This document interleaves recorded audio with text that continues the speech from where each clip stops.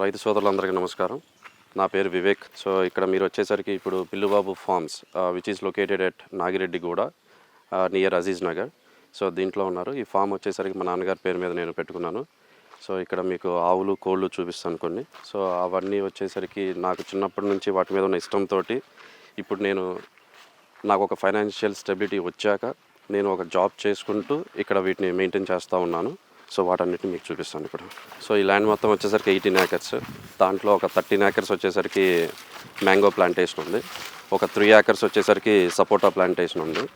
So మిగతాది అంతా ఖాళీ ల్యాండ్ ఉంది. అది నేనంతా ఆవులకి గడ్డి కానీ వాటంటికి లేదా అక్కడక్కడ చిన్న కూరగాయలు ఇంట్లోకి పూలు అవి పండిస్తూ ఉంటాం. సో ఇప్పుడు మనం మిల్లుబాబు ఫార్మ్స్ మెయిన్ ఎంట్రన్స్లో ఉన్నాము. సో ఈ సైడ్ వచ్చేసరికి చిన్న చిన్న కూరగాయలు పూల మొక్కలు అవి వేసి ఉన్నాం అనమాట. అక్కడంతా అటు ఆ పైన వచ్చేసరికి పశువులకి గ్రాస్ అదంతా వేసి ఉన్నాము. మెయిన్ కారణం మనము ఈ వెజిటబుల్స్ ఇక్కడ వేయడానికి రీజన్ ఏంటి అంటే అక్కడ మీరు చూస్తున్న షెడ్లో నుంచి వచ్చే గోమూత్రం కానీ గోపేడ కానీ డైరెక్ట్గా వచ్చేసి వీటిలో పడుతుంది.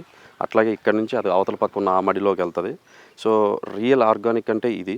అంటే దీంట్లో వచ్చేసరికి మనము ఈ ఆర్గానిక్లో బయట హైబ్రిడ్లో 10 కాయలు కాస్తున్నాయి అంటే ఇక్కడ ఒకటే కాయ కాస్తుంది. సో మనం దాన్ని ఎన్లార్జ్ చేసి మార్కెట్లో చూపించేదంతా కూడా అంత వాస్తవం అని కాదని నా ఫీలింగ్ అది.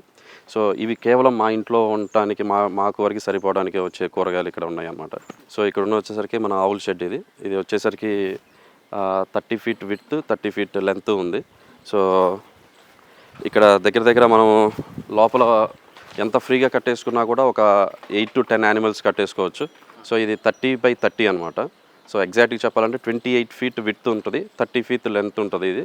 సో లోపల ఒక 8 to 10 కౌస్ కంఫర్టబుల్గా స్టే అవ్వచ్చు. మనకు వచ్చేసరికి ఇది షెడ్కి 1,20,000 అయింది. కింద సిమెంట్ వర్క్ వచ్చేసరికి 50,000 అయింది అనమాట. టోటల్గా 170 అయింది. అంటే మనం ఎక్కువ ఫౌండేషన్ లేపాము, అవసరం లేదనుకుంటే ఇంకా ఖర్చు తగ్గించుకొని చేసుకోవచ్చు. సో ఇప్పుడు మన దగ్గర ఉన్న ఏం ఆవులు ఉన్నాయి అవి నేను ఎలా సేకరించానంటే మీకు చెప్తాను రండి. ఇది నా దగ్గర ఉన్న ఒక ఆవు, దీని పేరు తారా. సో నా దగ్గర ఉన్న దాంట్లో బ్యూటిఫుల్ కవ్ అనమాట ఇది, అందుకని దానికి ఆ పేరు పెట్టుకున్నాను నేను. దానికి వచ్చేసరికి ఇంకొక బ్యూటిఫుల్ డాటర్ పుట్టింది, దీని పేరు భూమి. సో ఒంగోలుకి ఇంకా ఇంతకంటే అందం అనేది మీరు చూడలేరు అసలు. సో బ్యూటిఫుల్ కవ్ అనమాట. సో ఇది వచ్చేసరికి దక్ష, అది వచ్చేసరికి ధన్యత అనే ఒక పెద్ద ఆవుకి పుట్టింది. సో మీకు ఒంగోలులో పర్ఫెక్ట్ క్యారెక్టరిస్టిక్స్ చూడాలి అంటే ఇది అనమాట, one of the best cow. So characters పరంగా సో దాని లెంత్ కానీ హైట్ కానీ సో దానికి ఉండే బ్లాక్స్ కానీ సో ఆ క్యారెక్టర్స్ అన్నీ కూడా చాలా చాలా అరుదుగా దొరుకుతుంటాయి మనకి. తర్వాత దీని పేరు మీరా. సో డొమెస్టిక్ కవ్ అనమాట. అసలు ఎవరిని ఏమంది అసలు, ఇది మంచి హైట్ లెంత్ ఉంటుంది. ఇది రెండో ఈత అనమాట నా దగ్గర నింది. దాని దూడ ఇది కోడదూడ, దీని పేరు భీమా. నాకు చాలా ఇష్టం, ఈ మధ్య పొడవటం నేర్పిస్తాను. అది కాస్త సీరియస్ అయిపోయింది సరదాగా చేసేది. సో ఇది వచ్చేసరికి 7 to 8 months దీనికి అంతే, ఇంకా పాలు తాగుతూ ఉంది. సో చాలా హెవీ అవుతూ ఉంటుంది, ఇది చాలా హెవీ సైజ్ వస్తుంది ఇది. సో అసలు ఈ ఒంగోలు కౌస్ నాకు ఇంట్రెస్ట్ ఎలా అంటే నేను బాగా చిన్నప్పుడు మా అమ్మమ్మ వాళ్ళ ఊరిలో ఉండేవి అనమాట బాగా. ఆ తర్వాత మాకు రైస్ మిల్ ఉండేది, రైస్ మిల్ దగ్గర ఒక ఎద్దు ఉండేది. సో అట్లా వాటి మీద ఎక్కువ ప్యాషన్. అది కాక ఫస్ట్ నుంచి ఏదో ఒక యానిమల్ పెంచుతూ ఉండేవాడిని. అట్లా నాకు ఎద్దులు పెందాలంటే బాగా ఇష్టం. సో వాటి మీదకి నేను డైరెక్ట్గా వెళ్ళలేను కాబట్టి వాటికి తగ్గ ఆవులు నేను ఇప్పటి నుంచే సేకరించి ఫ్యూచర్లో ఆ స్టేజ్కి వెళ్ళాలి అనుకున్న ఒక ఆలోచనతో ఈ సెలెక్టెడ్ కౌస్ అన్ని తెచ్చి పెంచుతున్నాను. సో లక్కీగా దీంట్లో ఇదేంటి అంటే దీని హైటు సైజు కాకుండా దీని మదర్ వచ్చేసరికి పర్ టైం 6 liters ఇచ్చేది. సో ఇది మా దగ్గరికి వచ్చాక ఇదైతే మాత్రం 2.5 liters ఇచ్చింది. మేము ఎక్కువ దానాలు అట్లా చేయకపోయినా కూడా 2.5 liters which is good from Ongole cow. So దూడ తాగగా పూటకి 2.5 liters ఇచ్చింది ఇది. దీని మదర్ 6 liters ఇచ్చేది పూటకి. సో ఇది సెకండ్ అయితే ఈనింది అనమాట. సో ఇది ఇప్పుడు దీని క్యారెక్టరిస్టిక్స్లోకి వస్తే మామూలుగా ఒంగోలు ఆవనగానే అందరూ నవనలుపులు అవి అంటూ ఉంటుంటారు. అంటే కళ్ళు కానీ చెవులు కానీ మూతి కానీ కాళ్ళు కానీ తోక మడి ఇట్లాగా. సో అవన్నీ దీనికి ఉంటాయి. అండ్ ఇప్పుడు కొంతమంది ఏంటంటే ఎర్రమడి నల్లమడి అంటున్నారు. మీరు ఒక ఆవుకి అట్లా ఎర్రమడి చూడవచ్చు, దీనికి నల్లమడి ఉంటుంది.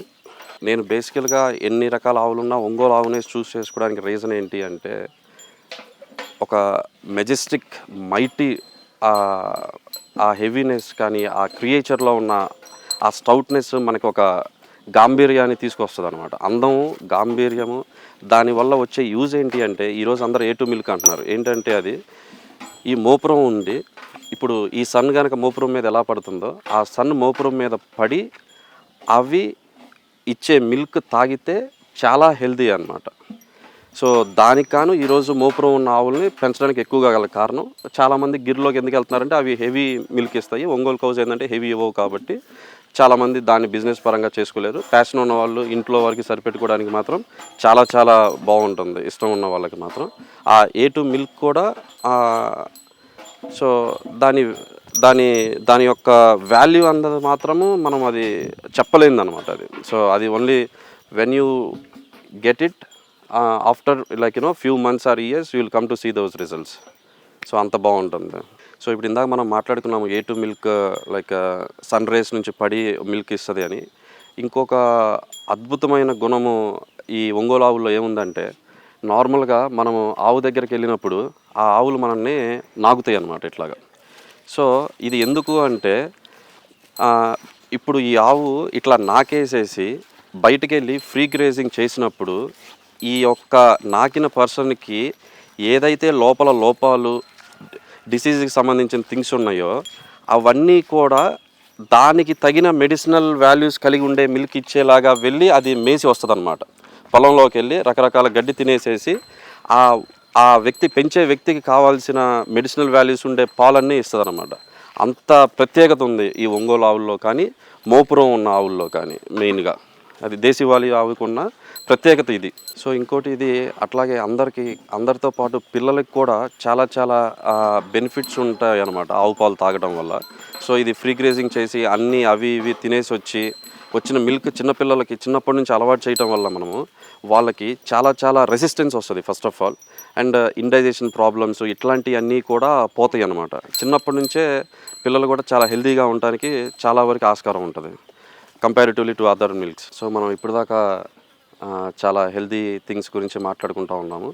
So other side of the story ఏంటి అంటే, సో వీటి మెయింటెనెన్స్, మనకి వర్కర్స్తో వచ్చే సమస్యలు, సో ఇప్పుడు మనం వీటికి పెట్టే ఖర్చు, అవి ఇచ్చే మిల్క్, దీన్ని మనం బిజినెస్గా చూస్తే ముందుకి సాగలేము.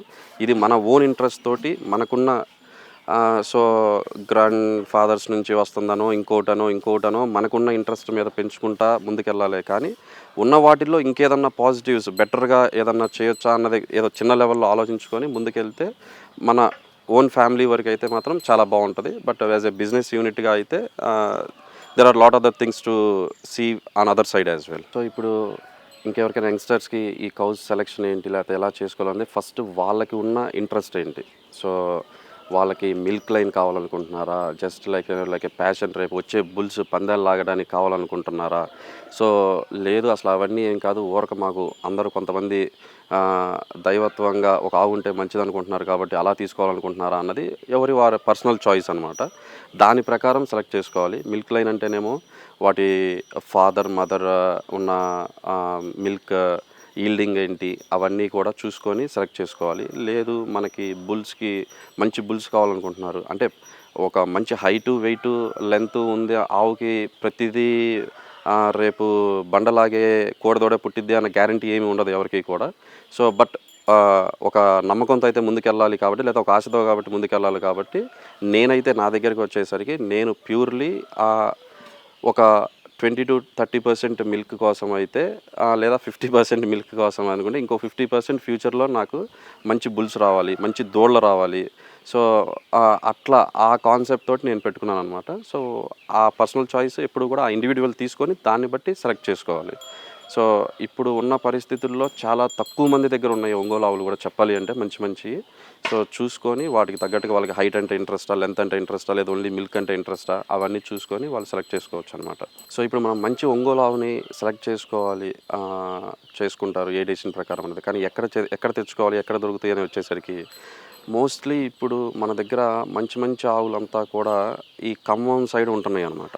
సో వాటి దగ్గర నుంచి వచ్చిన గిత్తలే కానీ ఎక్కువ బండలాగటం, బాగా వ్యవసాయం చేసి నలిగుంటున్న ఆవులు ఎక్కువ గా అక్కడ ఆ ఏరియాలో దొరుకుతున్నాయి. ఖమ్మం చుట్టుపక్కల ఈ సంతలో వచ్చేసరికి కోదాడ సంత, పెబ్బేరు సంతలో మంచి మంచి ఆవులు దొరుకుతున్నాయి. సో అండ్ మన సైడ్ అంటే ఆంధ్ర సైడ్ వచ్చేసరికి గుంటూరు, ఒంగోలు, బేసికల్గా Ongole name it self came from Ongole, in the Prakasam district. So ఆ ఏరియాలో ఇంకా కూడా ఓల్డ్ లైన్స్ చాలా మంచి మంచివి ఉన్నాయి. కాకపోతే చాలా చాలా పికీగా రైతు దగ్గరికి వెళ్ళి మనం పట్టుకొని ఊరు ఊరు తిరిగి సెలెక్ట్ చేసుకోవాల్సి వస్తుంది అనమాట. సో ఇప్పుడు మనకి బేసికల్లీ ఈ డిసీజెస్ ఆర్ సీజనల్ డిసీజెస్ అంటే ఒంగోల్ బ్రీడ్ ఇట్ సెల్ఫ్ చాలా రెసిస్టెన్స్ పవర్ ఉండి ఉంటుంది. సో అందులో కూడా ఏదో ఒకటి వస్తూ ఉంటుంటాయి అప్పుడప్పుడు. సో జాగ్రత్తగా ఏ టైంకి ఆ టైం చూసుకుంటూ ఉండాలి మనం. ఇక్కడ పనిచేసే వ్యక్తి మీద పూర్తిగా వదిలేయకూడదు. ఎవరైతే పెంచుకుంటున్నారో వాళ్ళు కూడా ఎప్పుడు రెగ్యులర్గా ఉండి చూసుకునేలాగా ఉండాలి. మెయిన్గా వచ్చేసరికి వర్షాకాలంలో అవి ఎక్కువ కనుక బయట ఫ్రీ గ్రేజింగ్ చేపించేటప్పుడు, నేను ఎక్కువగా ఫ్రీ గ్రేజింగ్ చేపిస్తాను కాబట్టి చేసేటప్పుడు నేను చూసిన ప్రాబ్లం ఏంటి అంటే, ఈ వర్షాకాలంలో మనం వాటిని సాయంత్రానికి ఆ డ్రై ప్లేస్లో కట్టేసేకపోతే కాళ్ళలో ఈ పచ్చిదనం అనేది ఉండిపోతుంది అనమాట. సో ఉండిపోయి అక్కడ ఫుట్ రాటింగ్ ఇట్లాంటివి ఎక్కువగా వస్తుంటాయి అన్నమాట. ఇది ఒక్కటే నేను గమనించిన థింగ్ అయితే ఇప్పుడు దాకా ఈ ఒంగోలు కౌస్లో. సో ఇప్పుడు ఈ 3 ఆవులు కూడా నా దగ్గరకు వచ్చాకే ఈనియి. ఆ తర్వాత మూడిట్లో మళ్ళీ ఒక 2 సూడియి, ఒకటి ఇంకా ఎదకట్టాల్సి ఉంది. ఆ రెండిట్లో నేను ఒక ఆవుకి ఆల్రెడీ నా దగ్గర అంతకుముందు ఒక బుల్ ఉండేది ధృవ అని, దాంతోనే మేటింగ్ చేయించాను. సో ఆ బుల్ కూడా 62 ఇంచెస్ హైట్ ఉంటుంది. సో చాలా హెవీ సైజ్. సో దాంతో మేటింగ్ చేయించాను. తర్వాత అనివార్య కారణాల వల్ల నాకు బుల్ దొరకలేదు మళ్ళీ. సో నేను ఇన్సెమినేషన్కి వెళ్ళాల్సి వచ్చింది. మిగతా 2 ఆవులకి 2 టైమ్స్ ట్రై చేస్తే ఒకదానికి సక్సెస్ అయింది, ఇంకో దానికి సక్సెస్ అవ్వలేదు. సో వీటిల్లో మెయిన్గా ఎవరైతే పెంచుకుంటున్నారో వాళ్ళు రోజు ఫామ్లో ఉండలేకపోయినా, ఇక్కడ ఉన్న వర్కర్స్ వాటి మీద ఎక్కువ నాలెడ్జ్ ఉన్నా లేకపోయినా, దగ్గరలో వెటనరీ డాక్టర్ ఉన్నా లేకపోయినా, ఎప్పుడూ కూడా బుల్ ఉండటం అనేది ఫస్ట్ ప్రిఫరెన్స్ నా దగ్గరికి వచ్చేసరికి, నా నాలెడ్జ్ మేరకు.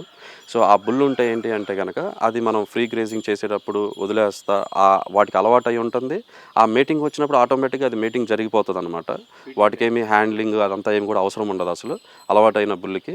ఈ ఇన్సెమినేషన్ దగ్గరికి వచ్చేసరికి ఏంటంటే సరైన డాక్టర్స్ దొరకటం, టెక్నికల్గా సౌండ్ ఉన్న వెటర్నరీ డాక్టర్ని పట్టుకోవడం అనేది చాలా పెద్ద సమస్య ఈరోజు ఇక్కడ. డైరీ ఫార్మ్స్ కానీ, ఒక 4 ఆవులు పెంచుకునే నాలాంటి వాళ్ళకి కానీ కావాల్సిన టెక్నికల్లీ సౌండ్ వెటర్నరీ డాక్టర్ దొరకడం అనేది చాలా చాలా కష్టమైపోయింది.